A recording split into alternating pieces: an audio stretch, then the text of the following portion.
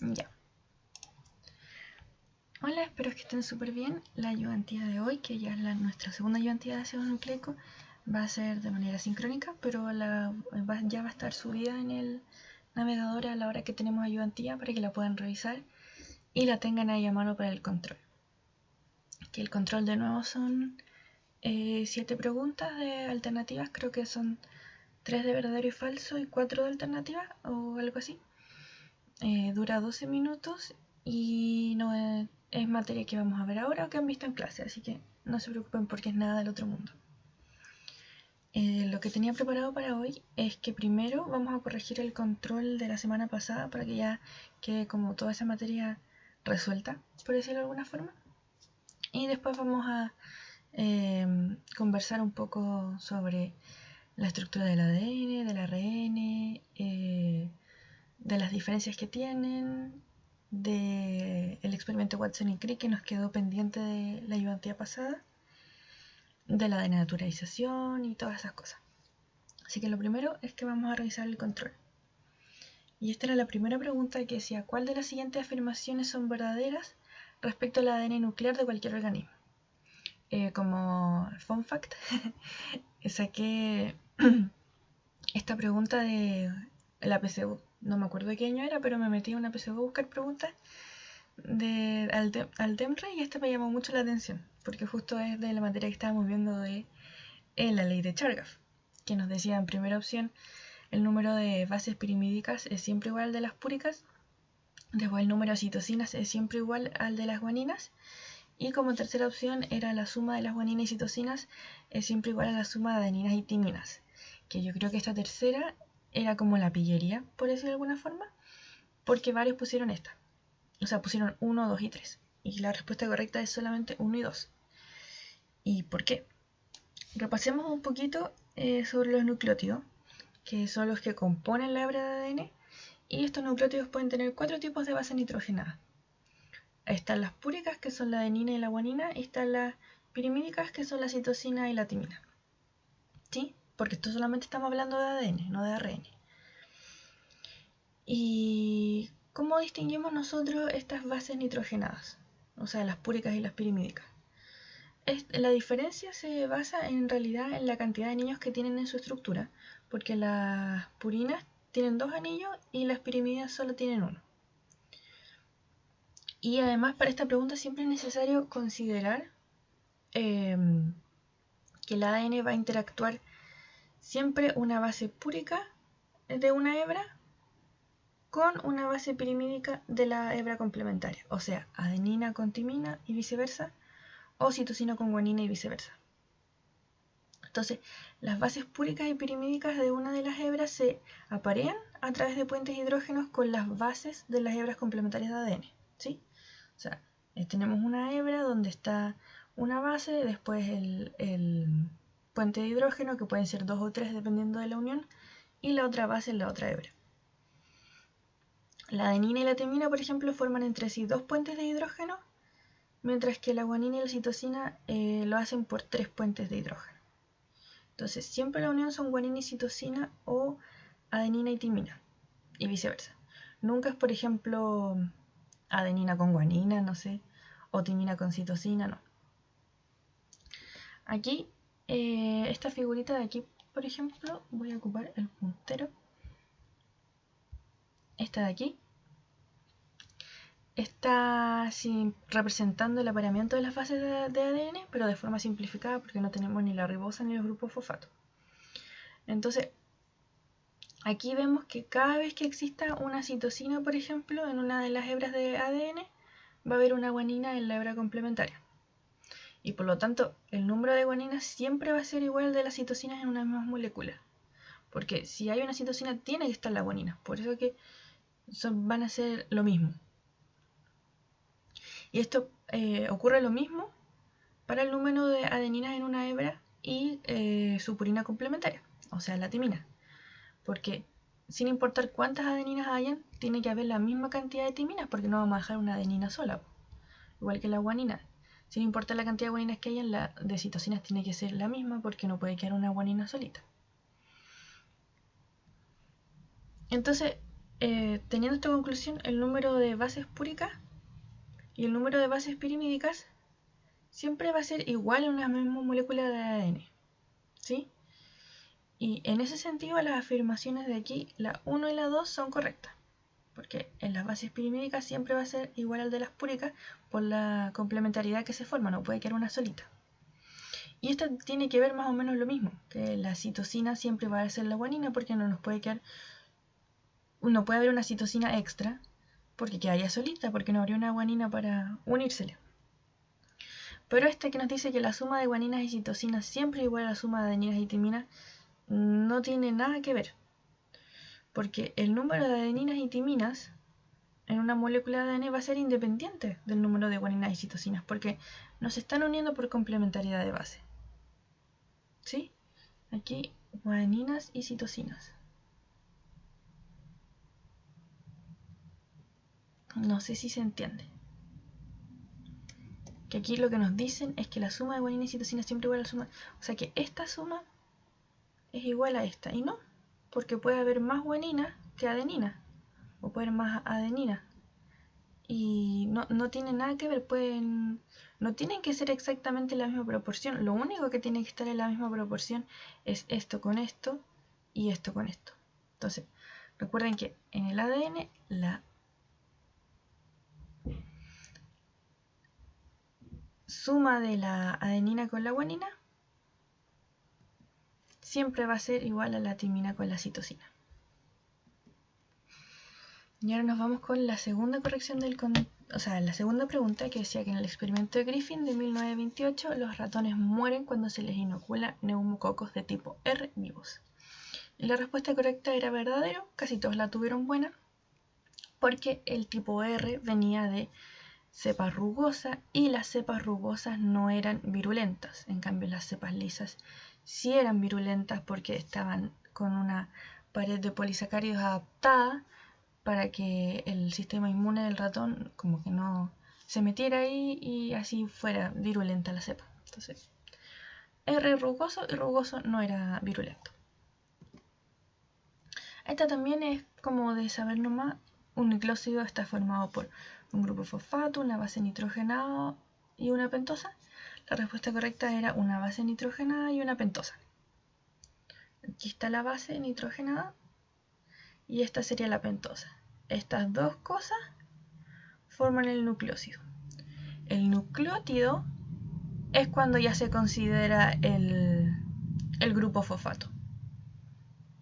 Y podemos tener un nucleótido monofosfato, o sea que se le una solamente un grupo fosfato, o que sea difosfato, o que sea trifosfato, como el ATP. Ya. Después dice, a principios del siglo XX se pensaba que las moléculas que transportaban la información genética de los cromosomas eran las proteínas que estructuraban los cromosomas. Y esto simplemente es verdadero, porque eso es lo que se pensaba en ese tiempo cuando no se tenía mayor información del tema. Ellos pensaban que el ADN, o sea, que los ácidos nucleicos como que eran una molécula igual, que no tenía ninguna función y que estaba ahí existiendo nomás. Y como se manejaban más con el tema de las proteínas y ya sabían que estaban formados por aminoácidos, por una secuencia de aminoácidos y todo, pensaban que eran las proteínas las que en verdad tenían el material genético. Bueno, aquí hubo varios problemas, así que aquí hay que detenernos. Que dice, en un nucleótido el ácido fosfórico. La alternativa era que se esterifica siempre en el carbono 5 de la base nitrogenada, puede esterificarse en diversas posiciones de la pentosa, se esterifica siempre en el carbono 2 de la base nitrogenada o ninguna de las anteriores. Ya, para eso tengo un dibujito aquí, donde tenemos efectivamente la unión fosfodiéster aquí, del grupo fosfato. ¿Entre qué cosas? Si se fijan, esto es la pentosa. ¿Sí? Aquí está la pentosa, aquí está el ácido fosfórico, el grupo fosfato, y aquí está la base nitrogenada. Entonces, descartemos inmediatamente que se esterifica en la base nitrogenada, porque no, la base nitrogenada no tiene nada que ver con el ácido fosfórico. El grupo fosfato está siempre unido al azúcar. Entonces, primero, ¿qué es un enlace fosfodiéster? Bueno, es un enlace covalente que está ocurriendo aquí en los ácidos nucleicos. Y que hace es que une los grupos fosfato de los nucleótidos adyacentes, estos de allí. Y lo que hace es unir el carbono prima de una pentosa con el carbono prima de otra pentosa. Y esta unión se va a producir aquí, ¿sí? Entre el grupo hidroxilo del carbono 5 y el grupo hidroxilo del carbono 3 de la siguiente pentosa. Por eso es que la respuesta correcta es que el ácido fosfórico, o sea, este grupo fosfato que está aquí, se puede esterificar en diversas posiciones de la pentosa. O sea, que puede estar en el carbono 3' o el carbono 5 de la pentosa, ¿sí? Y siempre a la pentosa, no a las bases nitrogenadas. Que recuerden esta fotito de aquí. Bueno, esto igual creo que lo tuvieron casi todos bueno, así que muy bien. Que decía en qué carbono difieren las estructuras de la ribosa y la desoxirribosa. En el carbono 2, o sea aquí. La única diferencia es que aquí en la ribosa del ARN hay un grupo hidroxilo. Y aquí en la desoxirribosa entonces solo hay un H. Este igual hubo un poco de problema, así que vamos a explicar un poquito estos experimentos. Esta pregunta dice, el modelo semiconservativo del ADN fue propuesto por Crick y Watson, o Watson y Crick. Sin embargo, el primer experimento que permitió comprobar esta hipótesis fue el de, en este caso es Melsel y Stahl. ¿Por qué? Vamos descartando. ¿Qué hicieron aquí, primero el Hershey y Chase? ¿Qué hicieron ellos? Ellos hicieron un experimento en el 1952 y lo que hicieron fue confirmar si es que el ADN era la base del material genético.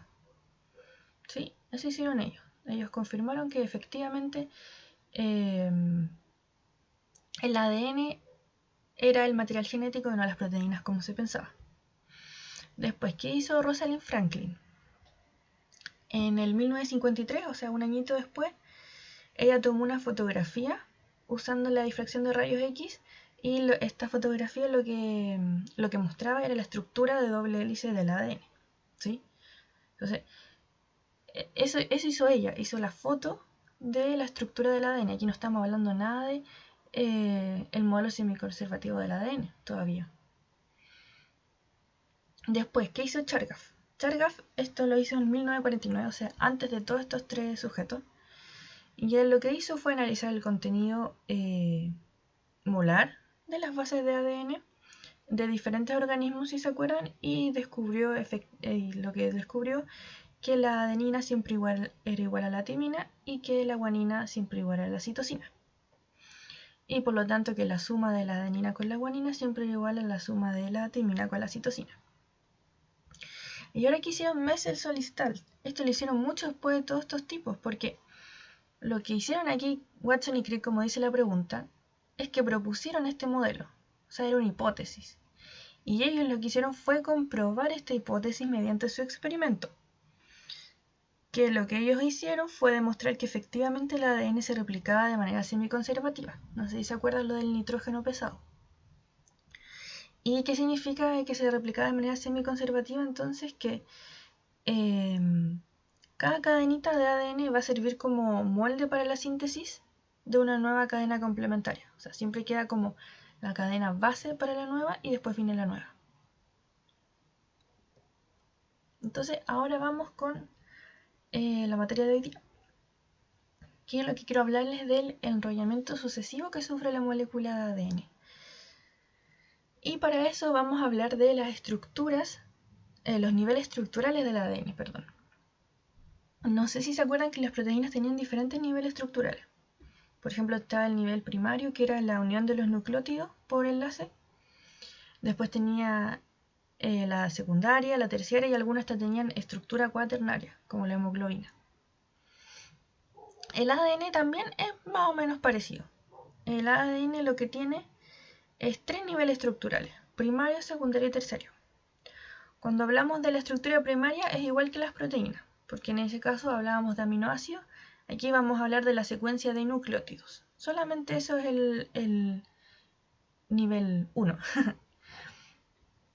Cuando hablamos de la estructura secundaria, Entonces aquí hablamos de la doble hélice. Esto de aquí ya vendría siendo la estructura secundaria. ¿Y qué podemos decir de la doble hélice? Que está conformada por dos cadenas de polinucleótidos y estas cadenitas lo que hacen es como enrollarse alrededor de una especie de eje imaginario. Imaginemos que aquí hay como un eje así. ¡Pum! Y como se enrollan así, se forma esta doble hélice. Y este enrollamiento es dextrógiro y es plectonémico. ¿A qué me refiero con plectonémico? Que las dos cadenas nunca se pueden separar ni se desenrollan. Están así como unidas. Y bueno, a menos que hablemos de la denaturalización más adelante. Pero eso significa que siempre van a estar así, a menos que le apliquemos algo externo, como cambiar el pH, no sé, ponerle sales, subir, bajar la temperatura, cosas así. Bueno, aquí estas cadenas son complementarias y lo que hacen es unirse mediante sus bases nitrogenadas por puente de hidrógeno. En el caso de la adenina, recuerden, se va a unir con los enlaces de alatimina y la guanina se va a unir con 3 enlaces de puente de hidrógeno. Después venimos con la tercera estructura, o sea, con la estructura terciaria del ADN, que vendría siendo el ADN que está súper enrollado. ¿Qué significa esto? Significa que la fibra de ADN está como retorcida sobre sí misma. Y lo que eso hace es formar una especie de superhélice. Y en la fotito de aquí, que les vamos a hablar ahora, se muestran todas estas etapas de enrollamiento del ADN. Desde aquí que tenemos la doble hélice hasta que ya se empieza a formar la estructura terciaria cuando se enrolla. Tenemos la doble hélice de ADN aquí, que lo que va a hacer el primer paso es unirse a las histonas, estas histonas que están aquí, que son proteínas, y se forma esto que se conoce como nucleosoma. Cada centro de aquí, cada centrito que se forma, está formado por 8 moléculas de histona. Y si se fijan, esto se parece a un collar de perlas, porque el nucleosoma también se conoce como collar de perlas. Después, si seguimos enrollando el ADN, lo que va a pasar es que vamos al segundo nivel de empaquetamiento, que es estos solenoides, que es como una fibra gruesa. Y se forma por un enrollamiento sobre sí misma, porque aquí ya como que está mucho más enrollado, por eso está mucho más grueso. Y en cada vueltita hay 6 nucleosomas y 6 histonas que se agrupan entre sí y constituyen el eje central de la fibra. Y luego ya vendría la cromatina, que está la cromatina extendida y la cromatina condensada. ¿Y qué es lo interesante de esto? Que la cromatina, si saben, es el material que está compuesto en los cromosomas, ¿sí? Porque este es como el último nivel. Y la cromatina consiste en ADN y las proteínas. Si se fijan, esta es la cromatina extendida. Esto que está aquí en amarillito vendría a ser todo este solenoide, o sea que aquí están las histonas. Y la función de la cromatina es la de empaquetar el ADN y organizarlo de forma que quepa dentro del núcleo. Porque la cromatina es la manera en la que el ADN se estructura dentro de la célula. Por ejemplo, si nosotros sacáramos el ADN de una célula así y los tiráramos así con un uslero completamente, como desarmando un ovillo de lana, por así decirlo, su longitud sería de 1 metro, así, imagínense un ADN de 1 metro. Esto significa que el empaquetamiento que produce esta cromatina permite condensar muchísimo el espacio que ocupa el material genético, si se dan cuenta. Porque tengamos en cuenta que una célula tiene un diámetro aproximado de una centésima parte de milímetro. Entonces, gracias a la cromatina, finalmente el ADN queda replegado y condensado para que pueda caber en un espacio tan pequeñito como lo es el núcleo. Entonces, todo eso es la cromatina. Y finalmente tenemos el cromosoma. Y el cromosoma distinguimos dos partes que son exactamente iguales. Y estas son las cromatinas finalmente. Y estas cromatinas están unidas aquí por un punto que se llama centrómero. Aquí vamos a hablar un poquitito de la estructura en doble hélice del ADN. Porque como ya todos sabemos, el ADN es una doble hebra helicoidal, ¿sí? Y esto hace 100 años no se sabía. para llegar a dilucidar toda esta información, Rosalind Franklin con otro científico, que no me acuerdo su nombre, que de hecho salía la pregunta del control, pero bueno, Rosalind Franklin junto con otro científico que no me acuerdo su nombre, utilizaron la técnica de difracción de rayos X, está aquí, para dilucidar la estructura del ADN.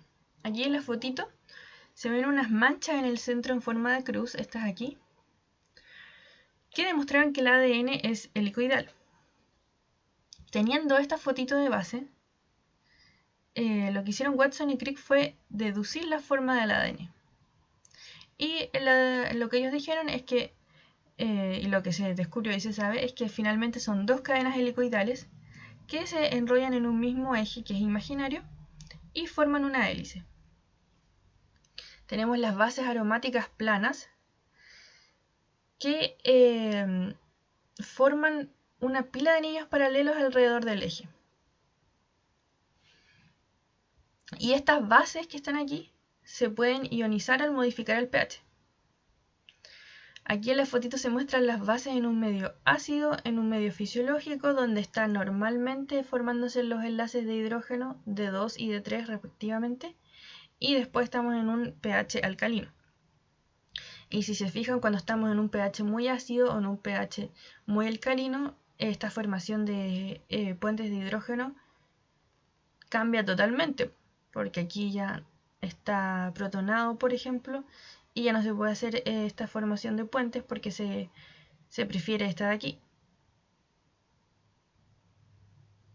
Y otro aspecto a tener en cuenta es que las bases nitrogenadas también pueden sufrir tautomería, que también tiene que ver con esto. Y la tautomería es básicamente la migración de los electrones por los dobles enlaces conjugados. Este de aquí puede convertirse a uno de aquí. Eso es lo que significa la tautomería. Y para las bases existen dos tipos de tautomería. Existe la cetonólica y la imina-amina. La cetonólica primero se puede producir en guaninas, en citosinas, en timinas y en uracilos. O sea, no en adenina. Y lo que pasa en la tautomería cetonólica es que se van a interconvertir los grupos ceto. ¿Y ya el grupo ceto? El oxígeno unido a un doble enlace. Este de aquí. Y se interconvierte con un grupo enol. Esto siempre pasa cerca del nitrógeno N-cíclico, este que está aquí. Y la iminamina es una conversión de un grupo amino extracíclico, o sea, aquí. Y esta tautomería se puede dar en guaninas, en adeninas y en citosinas, si no me equivoco. Ya, algunas diferencias entre el ADN y el ARN, que ya las conversamos un poquitito antes, pero si se acuerdan, el ADN tiene una desoxirribosa y el ARN tiene una ribosa como azúcar, ambas son pentosas. Por ejemplo, el ADN posee una timina y el ARN no, pero el ARN tiene uracilo y el ADN no. Y recuerden que la timina al final solo es como un uracilo metilado, porque tiene un grupo CH3+, o sea, un metil. Además, el ADN es más largo, es más estable, es de doble cadena, el ARN es más cortito, es más inestable y una cadena sencilla de polinucleótidos. El ADN es más abundante en la célula porque una célula, o sea, el ARN, perdón, porque una célula tiene 10 veces más ARN que ADN, por ejemplo. Y como dijimos, el azúcar que tiene el ARN es una ribosa, este azúcar que está aquí. Y este azúcar es fundamental en la estabilización del ARN. Porque ¿por qué se dice que el ARN es más inestable que el ADN? Porque este azúcar va a tener siempre un grupo aquí hidroxilo libre en el carbono 2, que aquí el ADN no lo tiene. Y este grupo hidroxilo libre hace que el ARN sea químicamente inestable. Porque, por ejemplo, se va a hidrolizar muy rápido a pH alcalino. Un ejemplo de aquí. Este grupito hace que en una disolución acuosa se hidrolice muy rápido el ARN. Y este grupito, este simple grupito, hace que al final la molécula de ARN sea mucho más inestable que el ADN. ¿Sí? Aquí puse el ARN presenta un grupo 2-hidroxilo en su azúcar y este grupo provoca que el ARN se hidrolice muy rápido a pH alcalino. Bueno, y sigamos hablando un poco de ARN, porque ya hablamos de la estructura, los niveles estructurales del ADN. Entonces ahora hablemos un poco de los del ARN, que tiene estructura primaria, esta de aquí, la secundaria y finalmente la terciaria. ¿Qué podemos decir del ARN? En la estructura primaria tenemos la secuencia de ribonucleótidos. Los ribonucleótidos se unen entre ellos mediante enlace fosfodiéster. El ARN casi siempre es monocatenario a todo esto, con excepción de algunos virus, porque los virus siempre cambian las reglas y porque algunos virus tienen ARN de doble hebra, pero normalmente siempre es monocatenario. Y bueno, ¿cómo obtenemos nosotros el ARN? Lo obtenemos gracias al proceso de transcripción, si se acuerdan, del ADN, que va a dar lugar a diferentes tipos de ARN. Tenemos, por ejemplo, el ARN mensajero, el ARN ribosomal, el ARN de transferencia, tenemos muchísimos ARN. La estructura primaria entonces del ARN es igual que la estructura primaria de las proteínas o del ADN, porque solamente son la secuencia de sus monómeros, que en este caso el monómero es el ribonucleótido. La estructura secundaria ya es un poquito distinta y si se fijan, todo esto es una pura hebra, porque recuerden que no tiene dos hebras, y ocurre cuando se forman puentes de hidrógeno entre las bases de la misma hebra. Y estas bases se van a ir uniendo por complementariedad de base. Entonces se forma como esta especie de horquilla. Esa sería la estructura secundaria. Los puentes de hidrógeno que se pueden formar de las bases de la misma hebra por complementariedad de base. Y ya en la estructura terciaria estamos hablando de ARN funcionales. Por ejemplo, el ARN de transferencia está en su estructura terciaria y este se mantiene por enlaces no covalentes. Bueno, como dijimos, Watson y Crick dilucidaron la forma del ADN gracias al trabajo de Rosalind Franklin, ¿sí? Gracias a su fotito. Pero es importante que sepan que ellos lo que hicieron finalmente fue describir la forma B del ADN, esta de aquí que todos conocemos, que tiene aquí su eje imaginario. Porque existen otras dos formas que es importante que las sepan, porque la profe siempre la va a preguntar, sí o sí, en todas las pruebas. Cuando yo di el ramo, cuando yo hice la ayudantía, siempre la pregunta. Aquí a la izquierda tenemos el ADN-A y aquí en la derecha tenemos el ADN-Z. Esta conformación es una hélice con un giro a la derecha, o sea que es dextrógiro, eso es lo primero que hay que saber. Es más aplastada y más ancha que la normal, que la ADN-B, y tiene 11 pares de vueltas. Tiene 11 pares por vuelta, perdón. Otra cosita es que su surco mayor es muy profundo y su surco menor es muy poco profundo. Como papel biológico, este ADN-A se encuentra presente en bacterias normalmente, por ejemplo en bacterias Gram, si no me equivoco. La otra conformación extraña que tenemos aquí es el ADN-Z, que es una hélice que está enrollada a la izquierda, o sea, en este caso va a ser levógira. Y si se fijan es como un zigzag, bueno, no se pueden, es como un zigzag medio extraño y medio feo. Se dice que es zigzag. ¿Y por qué se dice así? Porque tiene un enlace glucosídico que es anti. Aquí en este caso tiene 12 pares de bases por vuelta y casi no tiene un surco mayor, es imperceptible. Mientras que el surco menor, por el contrario, es muy profundo. Y aquí al medio tenemos el ADN-B que todos conocemos y nos familiarizamos. De hecho, se considera la forma nativa por la similitud que obtuvieron con la fotito del rayos X, que es casi igual.